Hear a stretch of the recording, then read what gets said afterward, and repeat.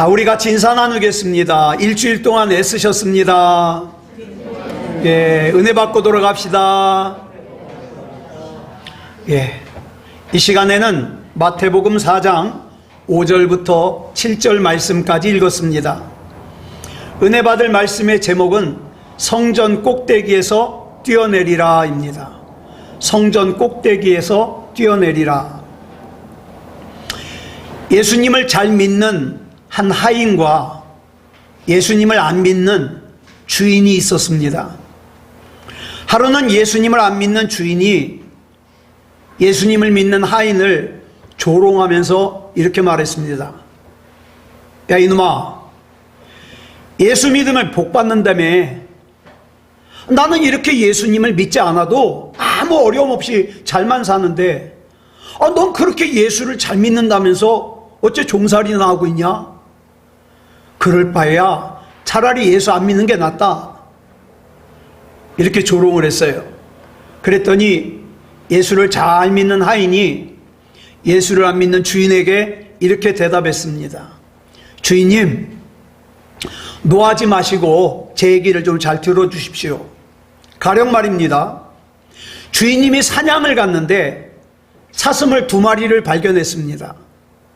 그래서 한 마리에게 총을 쐈더니 사슴 한 마리는 총을 맞고 쓰러졌고 또 다른 한 마리는 다리에 총을 맞고 피를 흘리면서 도망갔습니다. 주인님이 사냥꾼이라면 어느 사슴을 쫓아가겠습니까?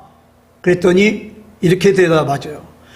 그야 죽은 놈이야 나중에 와서 가져가도 되니까 다리에 총 맞은 사슴을 쫓아가지. 이렇게 대답했어요. 그렇습니다. 마찬가지입니다. 예수님을 안 믿는 영혼이 시험이 없는 것은 그 영혼은 이미 죽은 영혼이기 때문에 마귀의 수중에 있거든요. 근데 마귀의 수중에 있는 영혼 괜히 건드려가지고 믿음 들어가면 안 되잖아요. 그래서 마귀는 하나님의 뜻대로 살려고 하는 영혼만 쫓아다니면서 괴롭힙니다. 이렇게 대답을 했어요. 여러분, 우리 지난 시간에 사탄 마귀가 시험 문제를 다 가르쳐주고 시험 본다 그랬죠. 그래도 사탄 마귀는 이길 자신이 있다 그랬어요. 그 시험 문제 중에 첫 번째 시험 문제, 이 돌들로 떡덩이가 되게 하라, 이 시험을 살폈습니다. 오늘은 이제 사탄 마귀가 자신만만해하는 두 번째 시험이에요. 자, 첫 번째 시험에서 예수님을 시험하는 데 실패한 사탄 마귀가 두 번째로 예수님을 성전 꼭대기에다 세웠어요. 그리고 뭐라 그럽니까? 성전 꼭대기에서 뛰어내리라. 왜요? 성전 꼭대기에서 예수님이 뛰어내리면 천사가 예수님의 발을 붙들어 가지고 발이 땅바닥에 부딪히지 않게 하실 거 아니에요. 그러면 그 모습을 목격한 사람들이 어떻겠어요? 대단한 분이라고 박수치고 우러러보고 그러겠죠. 지금 사탄 마귀는 예수님에게 뭘 요구하는 거냐? 스타가 되라는 거예요. 인기 있는 사람이 되라는 거예요. 사람들에게 박수 받으라는 거예요. 사람들에게 영광 받으라는 거예요. 저는 예전에 이 말씀을 읽으면서 이런 의문이 들었어요. 정말 예수님께서 성전 꼭대기에서 뛰어내리시면 분명히 천사가 예수님의 발을 붙들어서 바닥에 부딪히지 않게 할 건데, 그러면은 마귀가 곤란할 텐데 왜 마귀가 이런 요구를 했을까? 그러면 어때요? 그렇게 되면 막 사람들이 예수님을 더 많이 쫓아다닐 거 아니에요? 그러면 예수님께서 높임 받으시게 될 거고 예수님이 영광 받으시게 될 거고, 그러면 마귀의 입장에서는 왜 그런 요구를 했을까 궁금하잖아요. 그래서 저는 여기서 이 시험을 통해서 사탄 마귀가 진짜 노리는 함정이 뭘까를 생각해 봤어요. 두 가지입니다. 첫 번째 함정은 네가 만일 하나님의 아들이거든 그랬잖아요. 그러면 뛰어내려라. 네가 만일 하나님의 아들이거든 이 말에는 하나님이 그렇게 신뢰할 만한 존재냐? 하나님이 정말 네 목숨 걸고 믿을 만한 존재냐? 그거 시험해보라는 거예요. 우리는 많은 경우에 내가 예수님을 잘 믿었음에도 불구하고, 내가 신앙생활을 잘 했음에도 불구하고 어려움을 만날 때가 있습니다. 그럴 때 흔히 하는 말이 뭐예요? 하나님이 진짜로 살아계시다면 어떻게 나한테 이럴 수 있어요? 내가 목사인데, 내가 모태신앙인데, 내가 그렇게 열심히 신앙생활했는데 어떻게 나한테 이러실 수 있어요? 그러잖아요. 여러분은 안 그럴 거예요. 저는 그랬어요. 저는. 하나님은 사랑이시라면서요. 근데 하나님의 자녀인 나를 왜 이렇게 힘들게 하십니까? 도대체 내가 무슨 잘못을 그렇게 크게 저질렀다고 나를 이 고통을 겪게 만든단 말입니까? 여러분 말고 제가 그랬다고요. 제가. 그러니까 이런 질문을 한마디로 정리한 것이 뭐예요? 네가 만일 하나님의 아들이거든 이에요. 여러분 욥 보세요. 가뜩이나 하루아침에 전 재산이 다 없어져 버렸어요. 10남매가 같이 파티하다가 집이 무너지는 바람에 한 자리에서 다 죽었어요. 아내는 당신 그렇게 좋아하는 하나님 저주하고 각 죽어버리라고 그렇게 욕을 하고서 집을 나가버렸어요. 욥의 몸에는 심한 피부병으로 너무 고통스러워서 어떻게 해요? 막 기와장으로 막 몸을 벅벅 긁어요. 자, 그런데 그런 욥을 위로하겠다고 먼 데서 친구들이 찾아왔어요. 근데 위로하겠다고 찾아온 친구들이 뭐라고 합니까? 욥아, 아무런 이유 없이 이런 일이 생길 수 없어. 분명히 네가 하나님 앞에 뭔 큰 죄를 졌을 거야. 한번 생각해봐. 이렇게 얘기를 해요.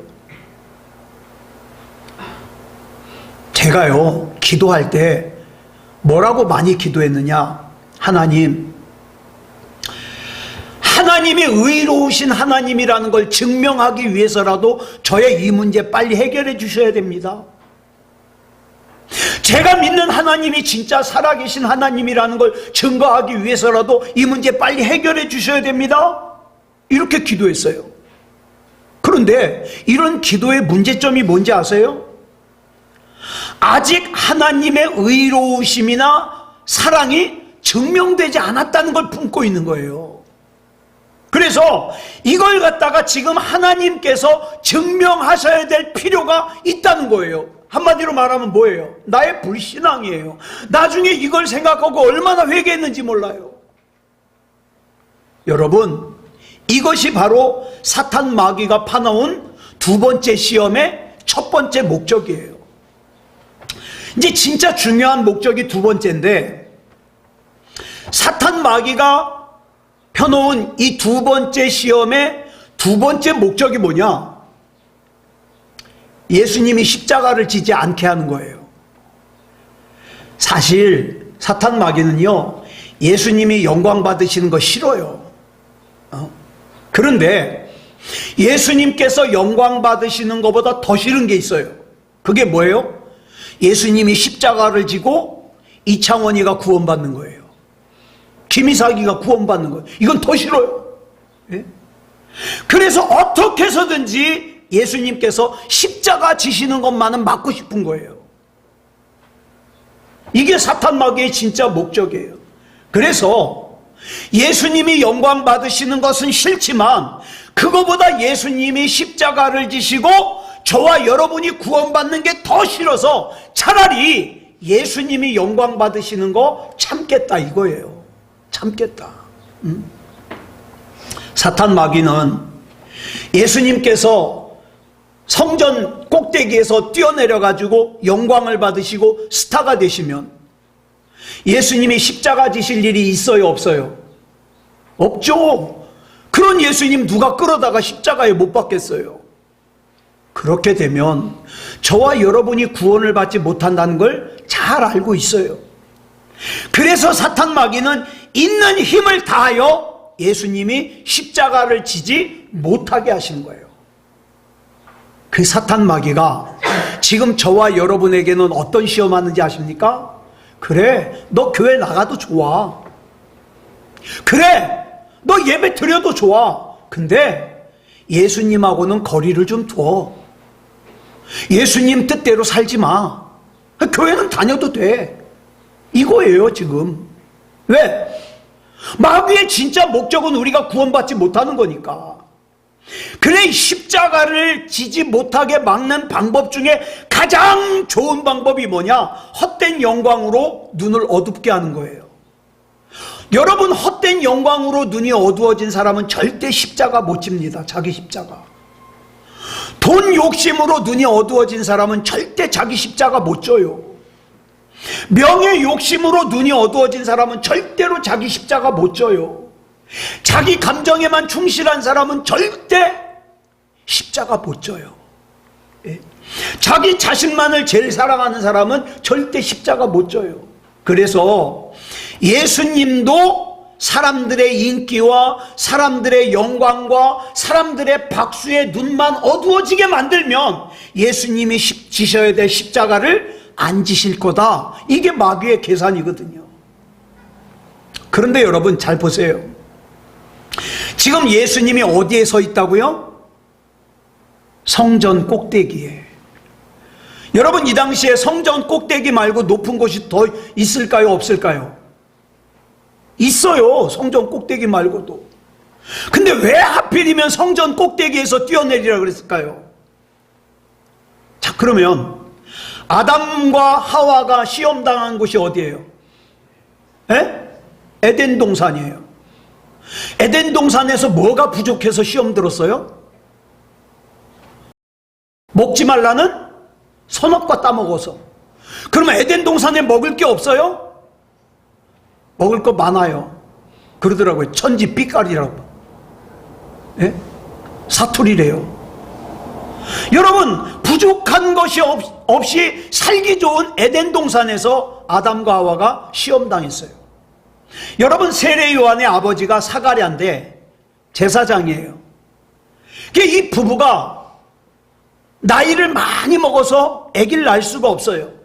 그래가지고 어느 날 이 대제사장 사가랴가 성전에서 직무를 수행하고 있는데 하나님께서 찾아오셔서 아들 낳을 거래요. 그래가지고 이 사가랴가 아이고 우리 나이가 몇인데 어떻게 애를 낳습니까?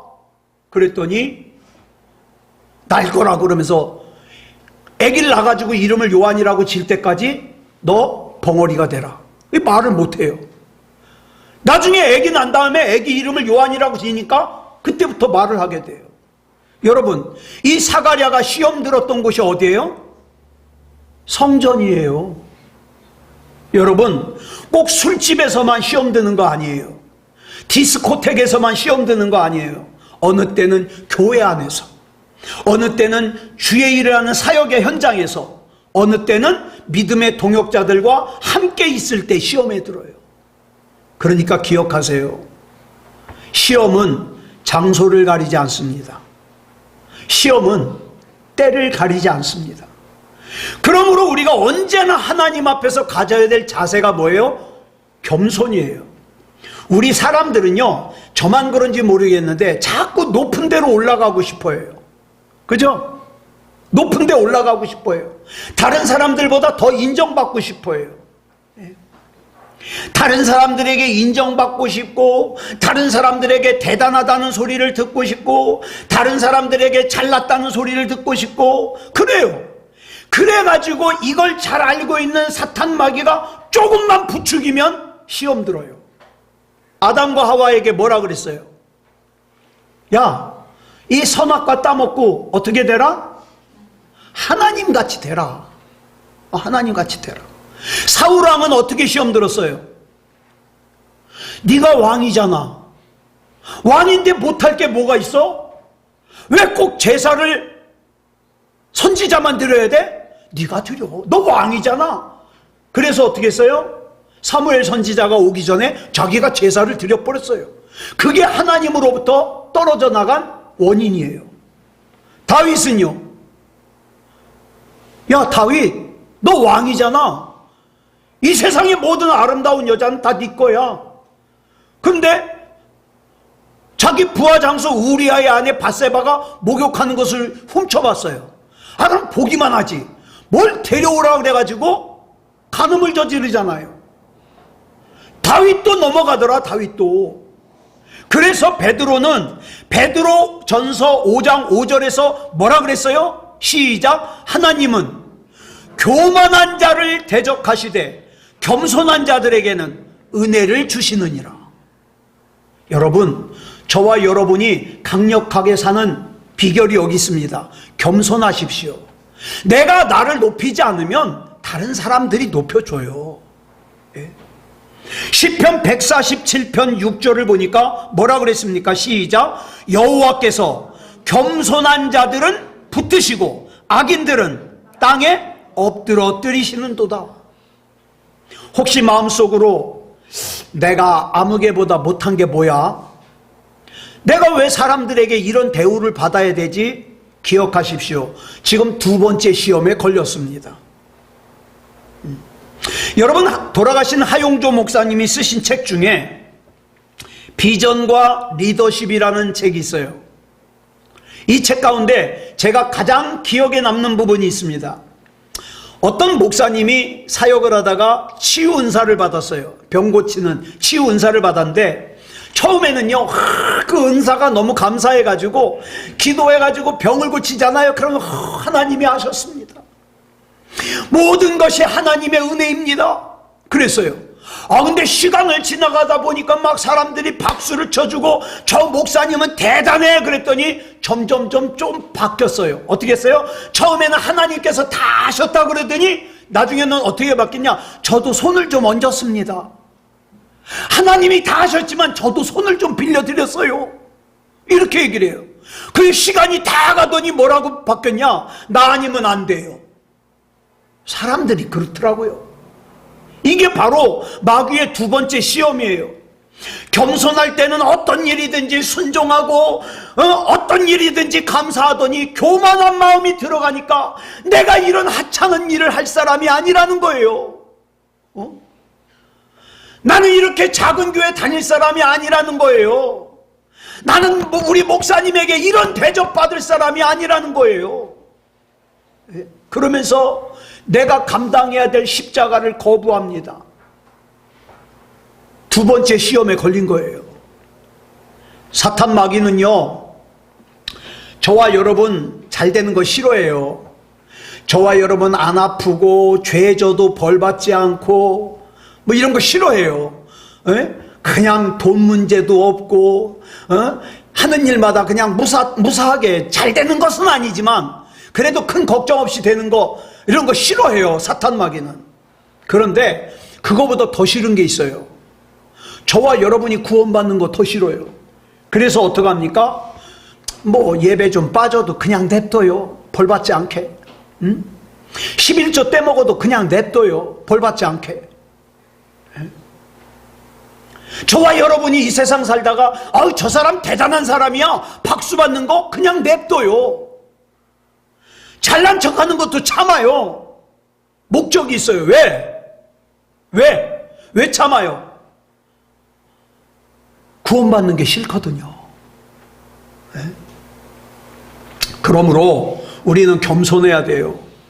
교만과 불신앙에 빠져서 기도해야 될 때 기도하지 않고 예배 드려야 될 때 예배 드리지 않고 하나님의 것인 11조를 도둑질하면서 자기 자신만 세운다면, 병 고쳐주세요, 잘 살게 해주세요, 그런다면 그 인생은 결국 사탄 마귀가 원하는 인생을 살 수밖에 없잖아요.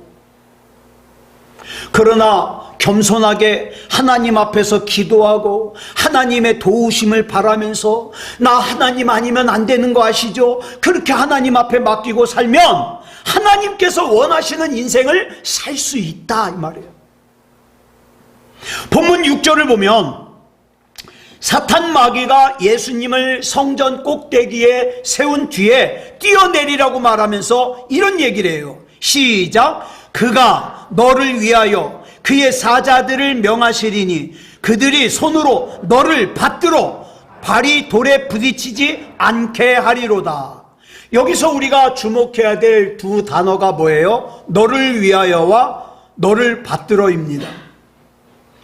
우리는 많은 순간에 하나님 앞에 나만을 위해 주시기를 기도합니다. 나를 받들어 올려주시기를 기도합니다. 말만 들어도 좋잖아요. 여러분, 애기가 어릴 땐 챙겨줘야 돼요. 옷도 입혀줘야 되고 먹을 것도 챙겨줘야 되고 비유도 맞춰줘야 되고, 애가 엥 하고 울면 왜 뭐 줄까? 먹을 거 줄까? 맞춰줘야 돼요. 발이 땅에 부딪히지 않게 잘 챙겨줘야 돼요. 넘어지지 않게 손잡아줘야 돼요. 그죠?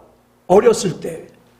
근데 나이가 30살이 돼서 40살이 돼서 50살이 돼서 나 직장 안 갈 거야 막 그러고, 나 빵 먹고 싶어 그러고, 교회 간식이나 자꾸 집어먹고, 아침에 누가 그러더라고.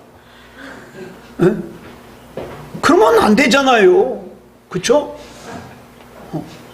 신앙생활도 마찬가지예요.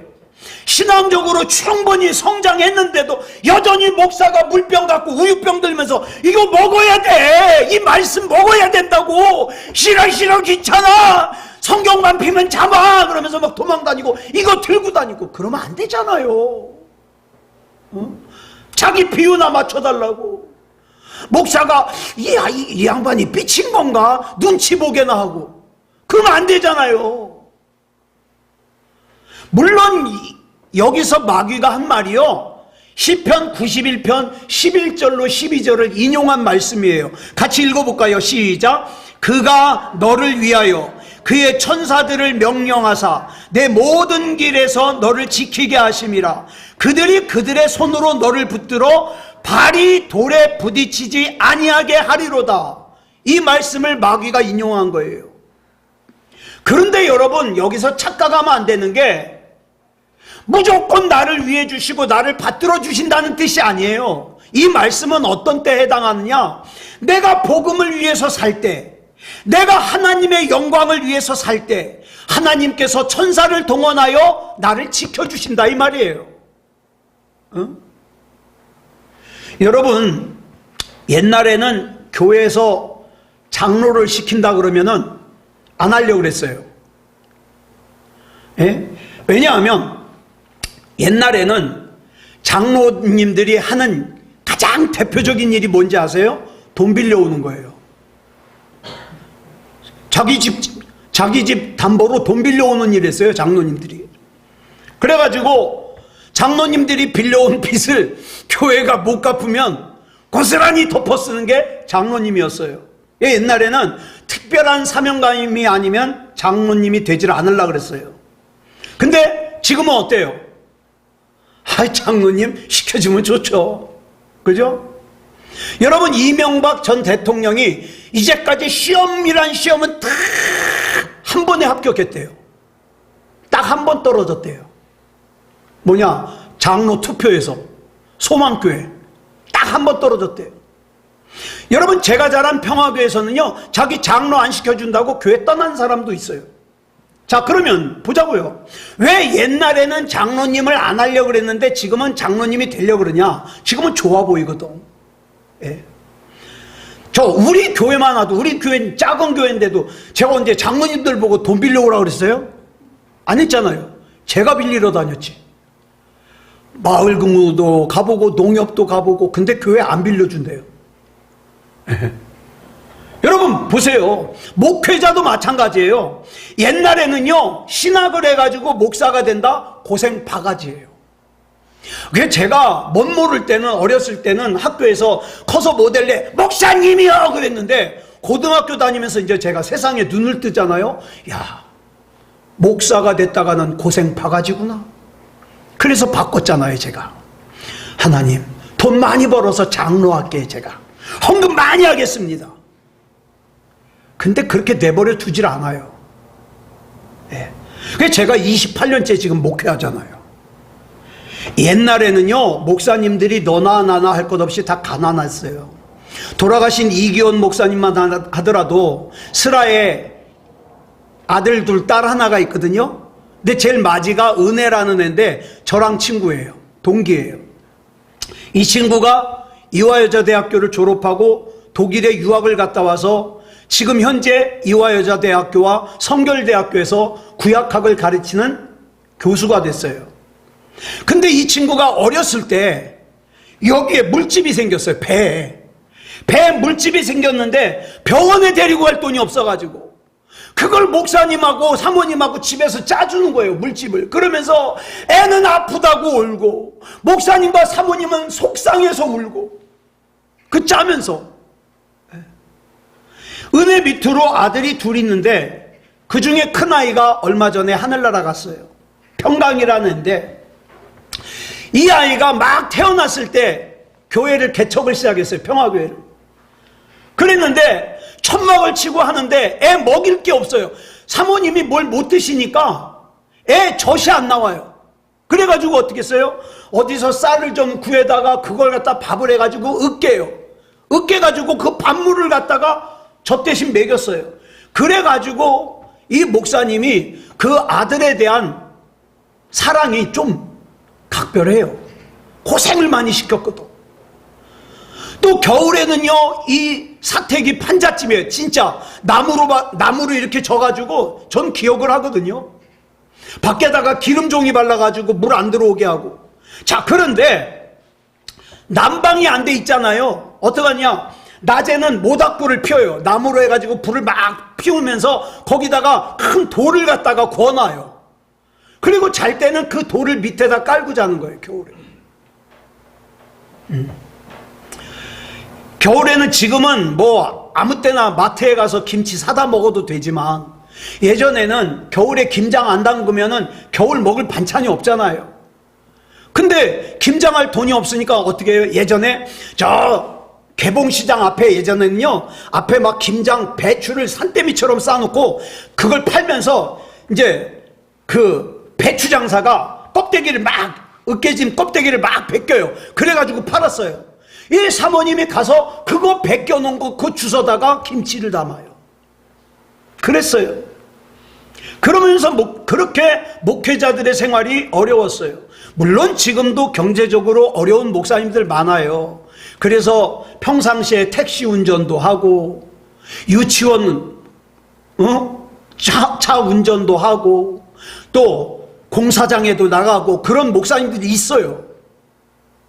그런데 일반적으로 볼 때 경제적으로 예전보다 나아요. 굶는 목사님은 없잖아요. 그리고 이제 대형 교회들이 생겨나면서 예전에는 상상하지도 못했던 넉넉하고 부유한 삶을 사는 목사님들이 나오죠. 근데 중요한 것은 교회가 커지고 교회가 대형화는 됐지만 세상에서의 영향력은 자꾸 쪼그라들더라. 교인 수가 지금보다 훨씬 적었던 때는 교회가 나라에 미치는 영향력도 있었고 그 다음에 지도력이 있었어요.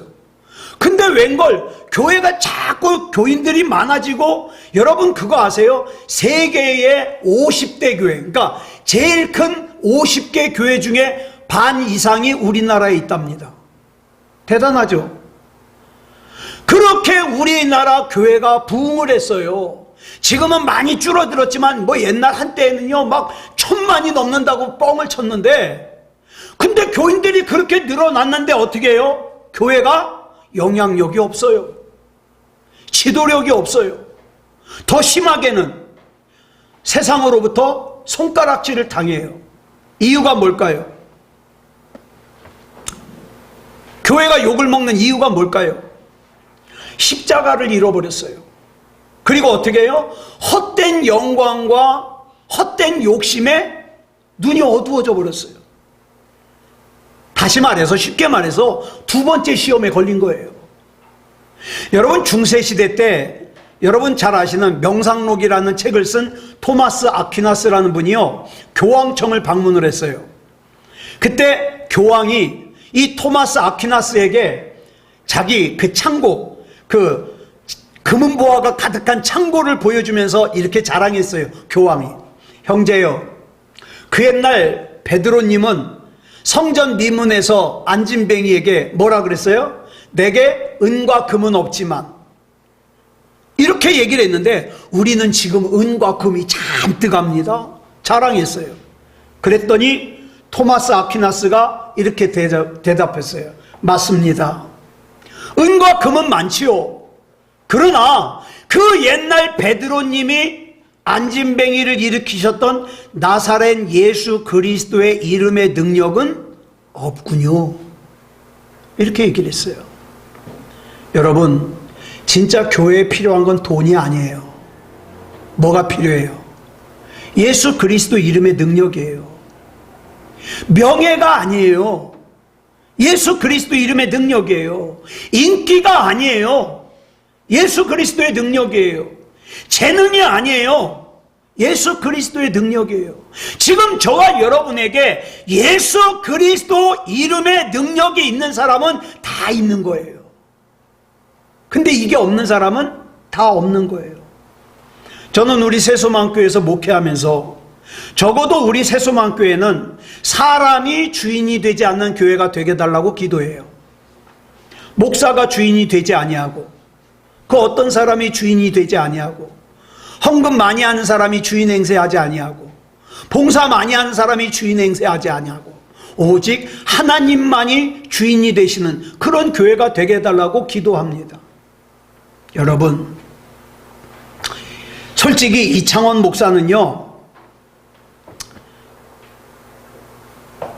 우리 성도들이 이창원 목사만 바라보고 이창원 목사만을 통해서 은혜를 받고 그러는 게 좋아요.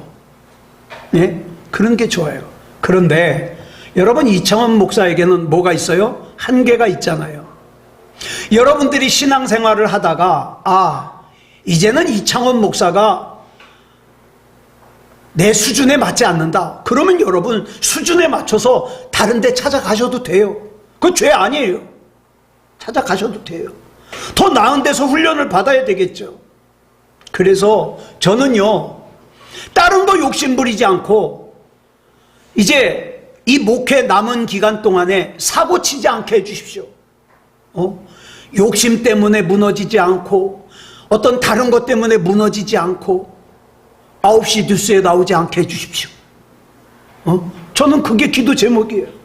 그런데 이건 제 입장에서 그렇지, 여러분들의 입장에서는 또 이창원 목사의 목회자로서의 권위와 전문성을 부정하면 안 돼요. 그러면 이제 혼란이 나와요. 예? 목사가 지나치게 권위를 주장해도 문제가 되지만 목사의 영적인 권위와 전문성을 무시하면 그것도 문제가 돼요. 목사님, 성경에 보니까 만인이 다 제사장이라고 그랬는데 왜 꼭 목사님만 축도합니까? 나도 축도해야지. 이런 문제가 되는 거예요. 예. 예전에 실제로 있었던 일이에요. 어떤 교회에, 중형 교회예요, 청년 아이들이 목사님보다 자기네들의 찬양단 리더를 더 영적인 권위가 있다고 생각했어요. 그래가지고 어떡합니까? 자기네들 그 찬양단 리더에게 안수기도를 받고, 그 다음에 나중에는 심지어는 공예배를 갖다가, 공적인 예배를 갖다가 무시하고 자기네들끼리의 모임을 중요하게 여겼어요. 여기서부터 문제가 터지는 거죠. 예. 여러분, 이단 중에 무교회주의라고 있어요. 교회가 쓸모가 없다. 그게 아무 데서나 모이는 거예요. 그게 형제 모임이라고도 해요. 교회를 부정하고 자기들끼리의 모임을 갖다가 중요하게 여기는 거예요. 잘못된 거예요. 잘못된 거. 만인이 제사장인 건 맞지만 맡겨진 사명은 달라요. 우리 교회는 그게 참, 교회가 작은 것이 감사할 수도 있어요. 왜? 이 두 번째 시험에 그렇게 강하게 시험 받질 않거든요. 근데 교회가 커지면 커질수록 이게 위험해요. 두 번째가. 목사가 주인이 되려고 그러고, 어떤 교회는 장로가 주인이 돼서 목사를 쫓아내고, 예.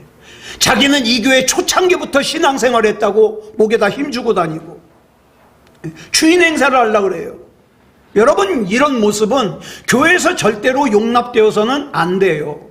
우리 새소망교회가 정말로 훌륭하고 아름다운 교회다운 교회가 되기 위해서 중요한 것은 우리 항상 기도하자고요. 사람이 주인 되지 아니하고 하나님이 주인 되시고 하나님, 내가 성전 꼭대기에서 뛰어내리는 그런 잘못 저지르지 않도록 인도해 주시옵소서.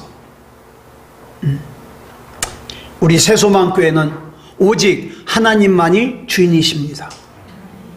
말씀을 정리하겠습니다. 마태복음 16장 24절을 보면 예수님께서 이렇게 말씀하셔요. 시작. 누구든지 나를 따라오려거든 자기를 부인하고 자기 십자가를 지고 나를 따를 것이니라.